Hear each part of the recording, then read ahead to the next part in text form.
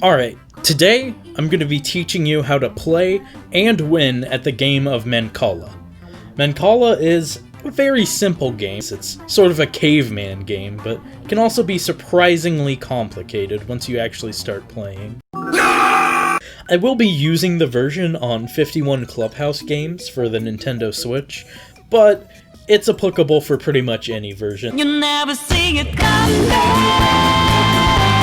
This one is actually just the easiest to play. So, the Mancala board's set up like this. You have 4 stones in all holes. For now, all you need to worry about is that you control all of the stones on your side, and then the big hole, which is called the Mancala, that's where you want to end up putting your stones when you move them. So on your turn, when you make a move, what you'll do is you'll pick up all of the stones in one pocket, and then move them around the board, dropping one in each slot until there's none left. So as you can see here, I pick it up, put them down, and then just goes around. Bring it around town. Bring it around. Now there's 2 special rules that you can utilize.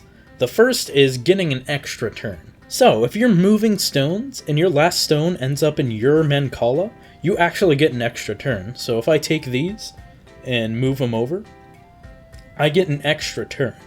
And if I was able to do that again, I could keep comboing turns and maybe get 5 or 6 in a row. The second special rule is that if you land your final stone in an empty slot on your side, you capture all of the stones on the opposite side of the opponent. 'Tis confusion! That can be a little complicated, but it's pretty simple once you get a visual of it. So this one right here, if I just move this over, then this will be the last stone that I'm placing down for this turn. And that 6 up there, because this is an empty slot, I end up taking not only this stone, but all of the enemy stones, and then putting them into my side. One of the final rules is that when you're going around, you never place stones into your opponent's Mancala.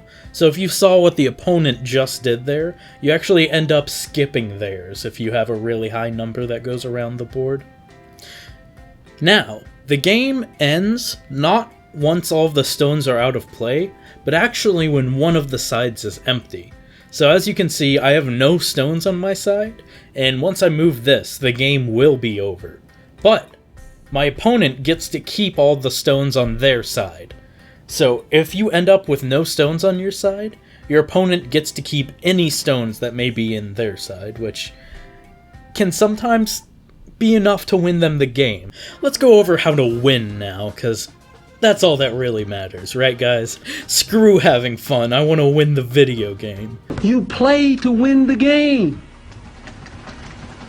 Hello? I just want to explain, I'm not a master at this game, but I have figured a few things out that the average person will be able to use. Something you'll always want to do is try and go first. Now, if you are a fairly decent or persuasive person, then you could subtly suggest that going second is better and then say something along the lines of, oh, I don't know, just you go second, I'll go first. Try to minimalize it as much as possible while ending up first, because the person who goes first has a slight advantage in the game. If you do happen to go first, then there's a very ideal opening that you can use. What you want to do is first move these 4 right here, and you'll end up with an extra turn. And then if you move the front ones over here, this will do 2 things. Not only will it clear out your front, which means you can then sort of start comboing out of there, but it also means that your opponent, the 4 up there, can actually end up getting captured. So this puts your opponent in a place where they practically have to move their back stones and start getting a lot of high numbers in their front pockets, which can work, but it's never really a good idea to do. See, they didn't move it, and most first-time players, or, you know, people who just play it every once in a while, won't realize that, so you can just go ahead, capture it, and you'll start out with practically 8 stones in the first couple moves. It's been one of those days. Keeping your front clear is usually a good strategy, although sometimes it's good to mix it up, of course. But keeping your front clear means you can keep comboing off of it. So right there, just got an extra turn, and when I move these, I'll be able to do it again and again. Comboing these is just, it's good to do.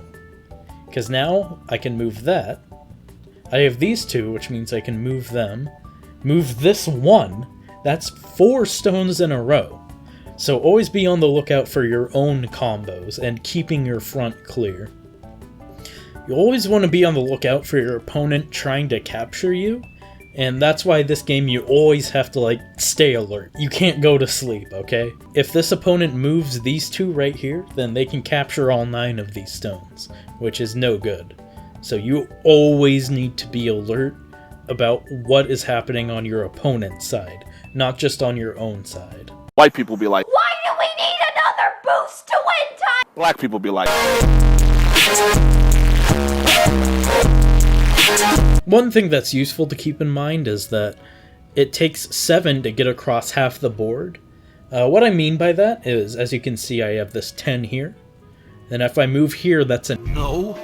And then getting across my own Mancala and then the other side takes a total of 7. So I can just quick math that, get down to 2, so then it'll go 1, 2, and end up there. Good thing to keep in mind, just to help the game run quicker and to help your own calculations. Another useful thing to keep in mind is that the winner is the person who has the most stones on their side, but really the winner is the person to get 25 stones first. There's only a total of 48 stones in the game, so if you're the person that ends up with at least 25, that means you've already won. So normally, I'm not sure I'd want to move this 1 and then capture this 3, but because I'm enough stones away, it doesn't matter. As long as I get to 25, that means I win. No matter how bad the decision is tactically, if it gets you to 25, then you should do it because you win. So right now, I feel like I'm in a really good position to starve my opponent out. So what that means is that I'm trying to make sure that they have no moves left. As you can see, I have a lot of 1s and 2s. That lets me have a lot of freedom in how I move my pieces around, and I could potentially have a ton of turns, and not give my opponent any stones while that's happening. I'm very hungry. So if I do that, and then capture those back 2, now the opponent only has a couple of moves left before they're actually out of the game. You can't really plan to starve out your opponent unless you're really, really good at the game or like some sort of AI. It mostly just happens and then you figure it out, and it's, just a small realization that can help you win games most of the time, because I don't even have to score these 15. I just have to wait them out at this point.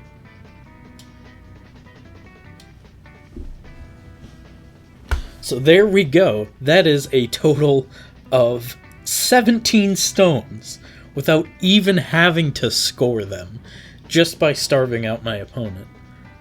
Again, this can be a risky strategy, and if you're already in the lead, there's not a real reason to do it, but if you're pretty far behind, it can help you come back and actually regain the victory.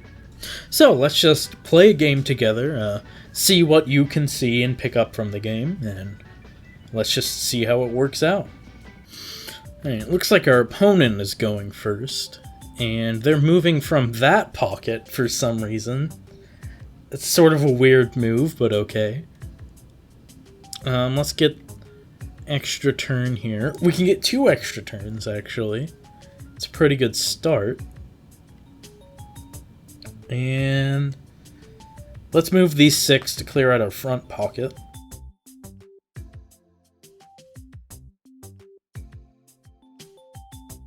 Sometimes you have to do like 4-dimensional thinking, but usually it works out when you actually think through your moves. Okay. Well, they didn't do what I expected, but that's fine, because we literally just got 10 stones this turn, so we're already halfway to winning.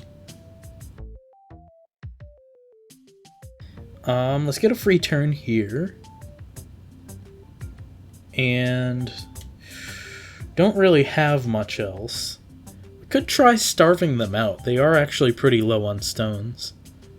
I think I'll go for trying that.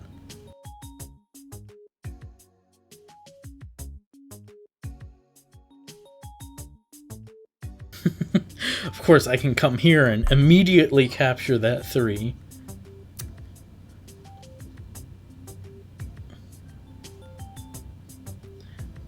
And it's already game over. If you pay attention to when you can starve out your opponent, you can get a lot of stones. But yeah, that's how to play and how to win at Mancala. Not a lot of people talk about how to win board games. They just talk about, oh, here's how to play them. But yeah, that'll be all for today.